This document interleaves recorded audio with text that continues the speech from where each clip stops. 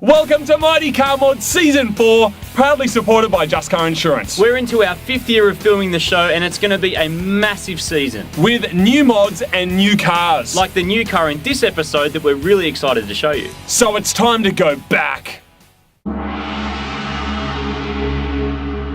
Japan is a country of over 127 million people and around 60 million cars.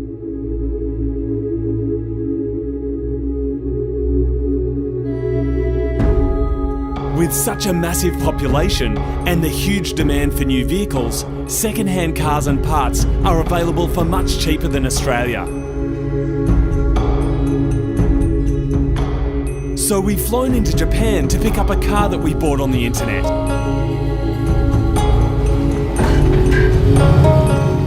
We've driven south to Matsusaka, where our new car is waiting, a few hundred metres away in the rice paddies. And we've brought a couple of friends to help out.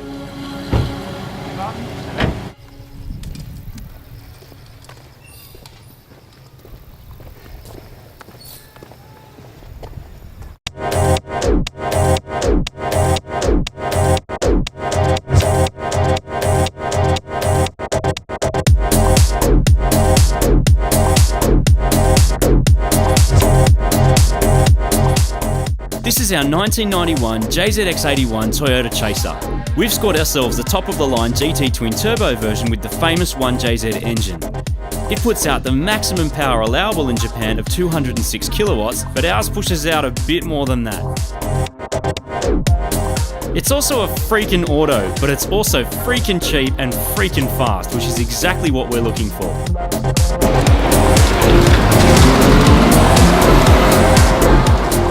Most car makers design car platforms where a bunch of different models are based on the same layout. This means engines, drivelines and even interiors can be directly transplanted across into slower and lower spec models that we get in Australia.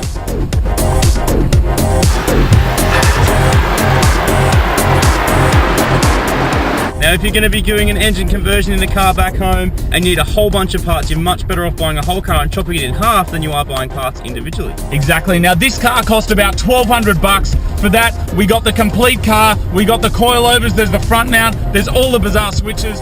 We've literally got the whole lot for just $1,200, but we only need the front half of it, so we're going to chop it in half and send the good end home. We've pulled into the Import Monster headquarters in Japan, and they're going to let us use their shop for the day.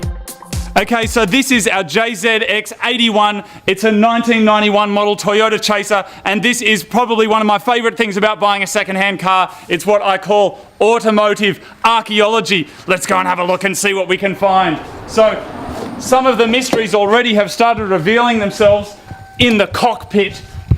We've got, obviously we've got our usual assortment of gaff tape and gauges here. This is proper Mighty Mods here. Look at that, they've been watching Mighty. This lets the missiles off and lets some oil out the back. That's awesome. Now over here we haven't quite worked out what this is, and we think these are hold switches that holds the car in certain gears for drifting. We can't quite work out what that does yet, we don't know. More gauges here. Look at that install.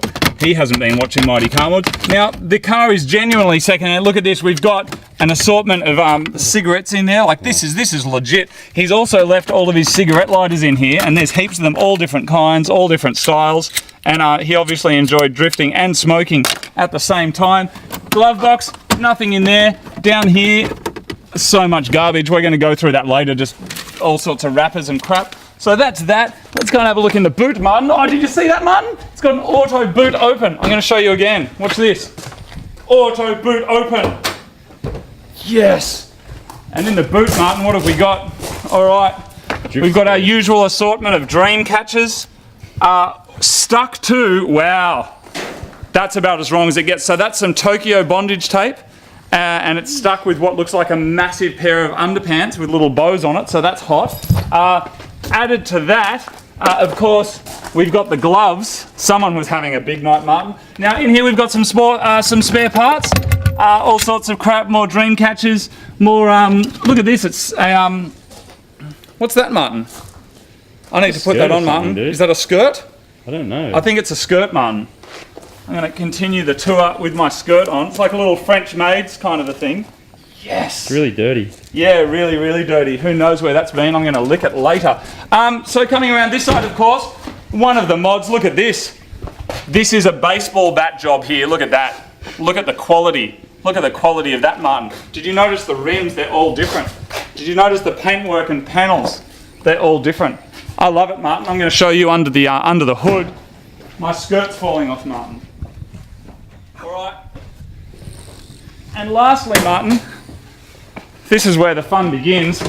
When you get a half cut that you bought from the internet, even though it's a full car, it's not a half cut yet, you get all sorts of goodies, Martin. And look, Martin, there's goodies in there.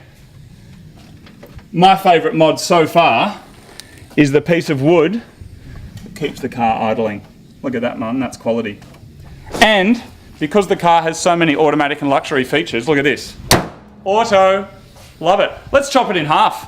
Okay, so it's time to hack this car in half. Introducing the team! So over here we've got Rob. Rob owns and runs the Japanese division of Import Monster. They import monstrously great imported goods. We've got Ray from the Mighty Car Mods Forum. He's going to make sure that we're all intelligent and doing what we should be doing. We've got Mechanical Stig, ladies and gentlemen. He's going to stig his mechanical tool up every single one of you. It's going to be incredible. Martin, he's going to tell you to do things that'll take you a long time, but they'll make things better. I'm just going to talk rubbish all day. Guys, what's the process? Give me the quick rundown. Rob, what do we have to do? Let's cut it.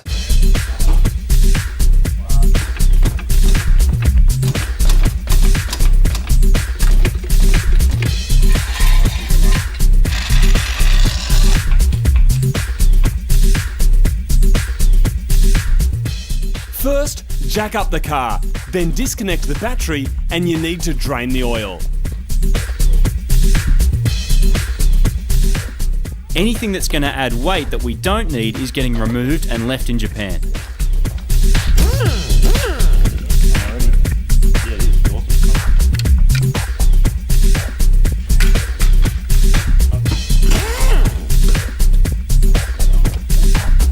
Let's remove this seat.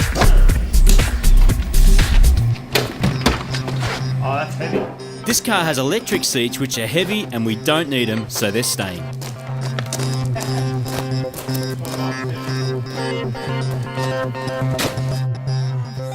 We expect this was actually a drift car, so the drifters normally move the wiring harness into the engine bay so the tyres don't chew the loom.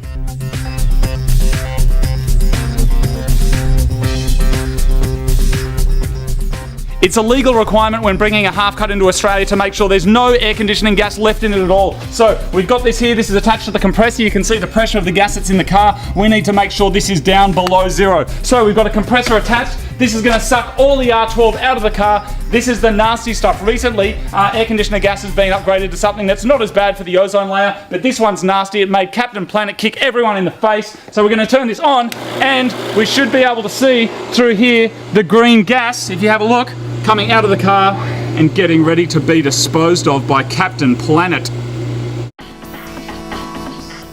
Next up, we're getting rid of all the carpet from the front of the car. We're definitely not going to need it.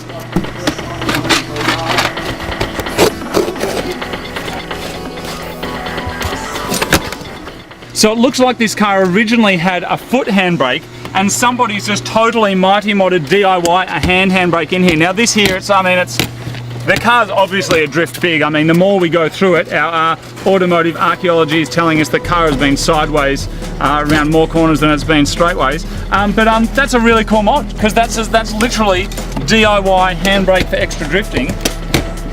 Really quite dodgy, but quite impressive at the same time.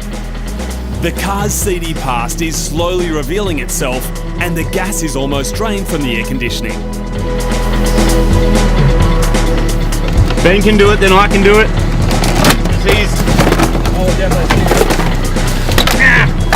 Hey, a flare! Flare! Yes! It's a legal requirement for people to carry flares in their cars in Japan. Now the way it works is kind of like a big match. So you take off the cover, and I've actually never lit one of these before, but it's just like a big match. So there's some flint there.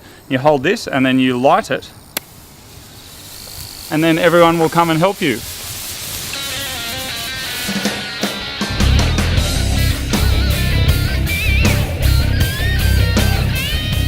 All the carpet's been stripped and we're losing a heap of parts we don't need.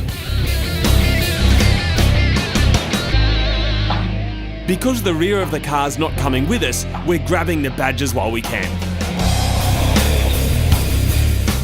Okay, so here's where we're at. The front wheels are gone, the front seats are gone, the carpet has been peeled back, the console is gone. Now tail shaft, then exhaust, then we cut the car in 2 pieces. And the air conditioning gas is going as well, Martin. It's going, because otherwise Captain Planet gets angry. This is 1000 lemons, Martin.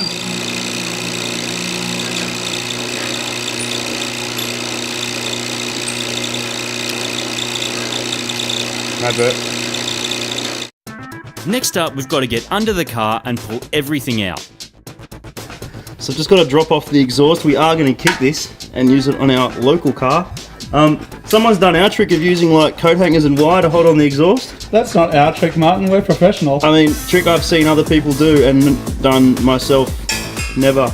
But this is mad fun. Ripping apart a car in the middle of a freaking rice paddy.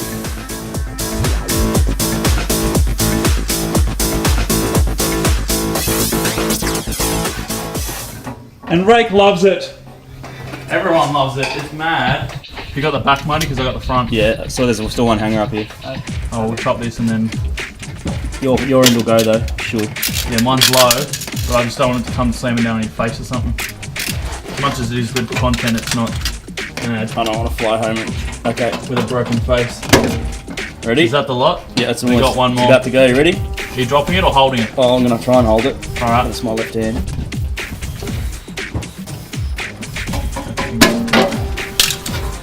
Awesome. That's a heavy bastard. Just stop, man. Yeah, man. Cool. This is that resonator I was talking about when I was up under the car. It's put there from the factory. It doesn't actually go anywhere. It's literally just there to make the car quieter and stop drones and annoying noises. So a lot of Japanese cars suffer from airlocks in the cooling systems. This is probably a kit made by an aftermarket tuning company to get rid of that problem. Takes all the air from the low points and takes it to the high point and bleeds it out. Mate. We're getting there. Next up, the brake fluid's got to come out too.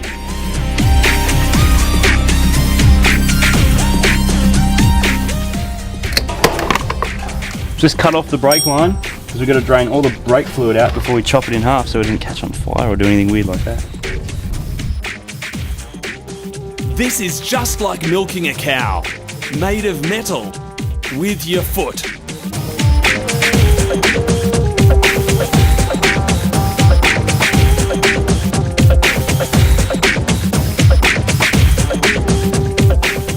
We have to extract all the fuel because we're about to put a big hot saw blade through the metal fuel lines.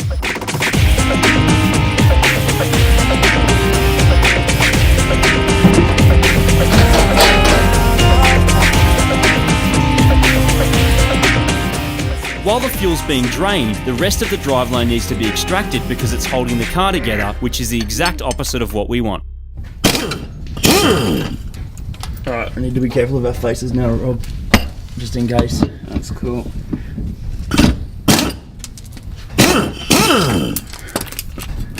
Mad. So that you need to get out of there, dude, because this is gonna drop. Oh, it is. The driveline's out. Luckily, Mechanical Stig's already drained the gearbox oil.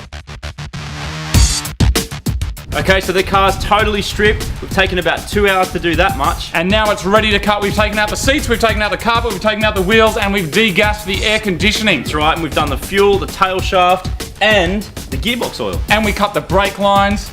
And now we can cut it in half without exploding, Martin, which is a good thing, isn't it? Yeah.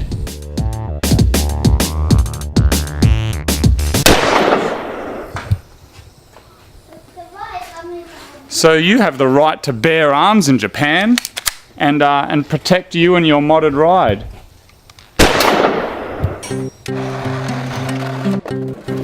Now, importing half cuts on wooden pallets is not that easy for the quarantine reasons, so most of them come on these plastic ones. This will be touching my driveway, just like it's touching this driveway in Japan, in a rice paddy.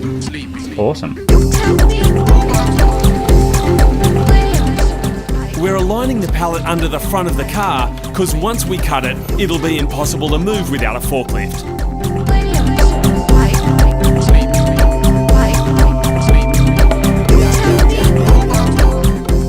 Laying Japanese bondage tape over the windscreen gives you a line to cut along, and it also stops glass pieces falling all over the dashboard.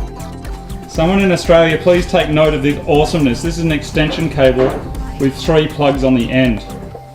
It's just simple genius, like all things Japanese. Simple genius. Speaking of simple genius, let's cut a car in half.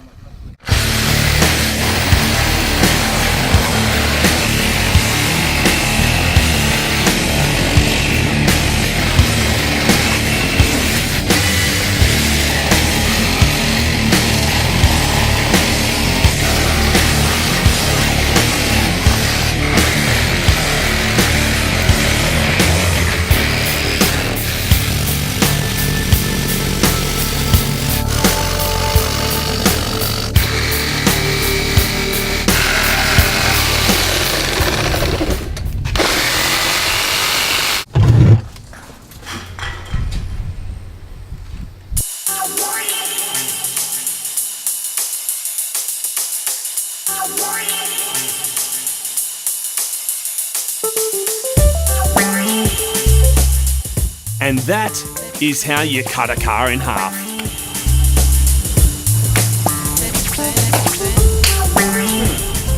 Now the bit that's over there, that now gets put in a crate. And then it goes all the way to Australia, and then we do... what do we do with it, Martin? It's a secret! That's what we do.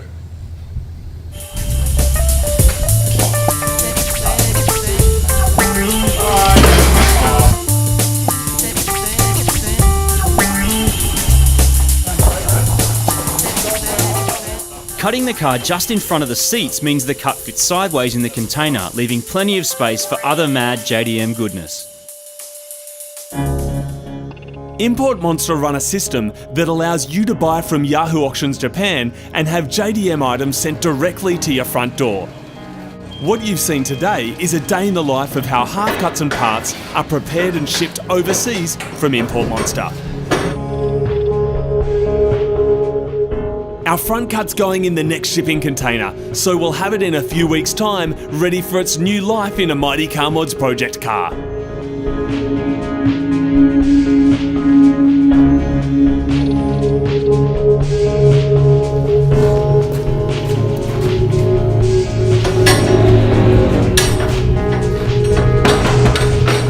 The container will be on the water for a couple of weeks, which gives us enough time to get home.